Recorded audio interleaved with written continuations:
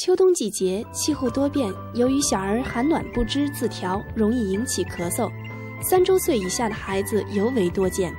小儿咳嗽与成人不同，以外感最为多见。下面先来听听专家们的讲解。咳嗽是一种常见的呼吸系统疾病，该病是由于外感风寒或者风热或者是内伤助阴造成的肺部的呼吸系统功能失常引起的疾病。该病多见于感冒、支气管炎、肺炎等。下面我给大家介绍一套治疗小儿咳嗽的常用推拿手法。咳嗽的常用手法，第一个是清肺经。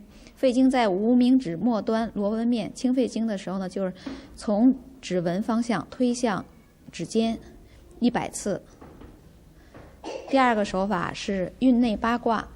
内八卦呢，就是从掌心到中指根2/3长为半径，画一个圆周，这个圆周就叫内八卦。运的时候呢，用拇指运，用中指运都行，100次。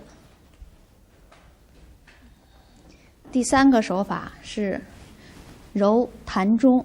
膻中呢，就是两乳头连线中点，用中指按揉100次，或者用拇指揉100次。第四个手法是推天竺骨。天竺骨穴呢，就是在颈后从后发际到大椎成一条直线。推的时候呢，用中指、用食中2指或者用拇指向下推100次。最后一个手法呢是揉肺腧。揉肺腧，肺腧呢就是在第3胸椎旁开1指半的部位。第3胸椎怎么找呢？就是从上大椎，也就是最高的骨头，就低头最高的骨头往下数，1、2、3，旁开1横指半。揉的时候呢，用拇指揉100次，也可以用食中2指揉100次。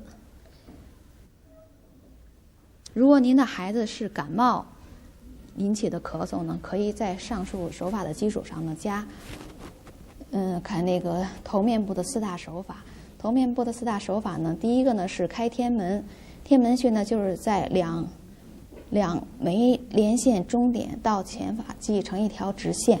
开的时候呢，用2个手固定住孩子的头部，用2手的拇指呢从眉推向前发际，就是一个方向推30次。完了呢，在第2个手法呢是分推坎宫。坎宫呢，就是在2个眉，从眉头到眉梢2个横线。推的时候呢，也是用2个手固定孩子的头部两侧，用2个手的拇指呢向两旁做分推30次。下个手法呢是揉太阳。太阳呢，就是2眉梢和两个眼角后凹陷中，也是30次，用2个手的拇指揉30次就可以了。再下一个手法呢是按揉耳后高骨。耳后高骨呢，就是耳朵后面有一个高骨，后往下一捋，后发际就是这个耳后的这高骨的后缘和后发际交界的地方叫耳后高骨。揉的时候呢，也是用2个手的拇指和2手的中指按揉30次。好，这是感冒的引起的咳嗽。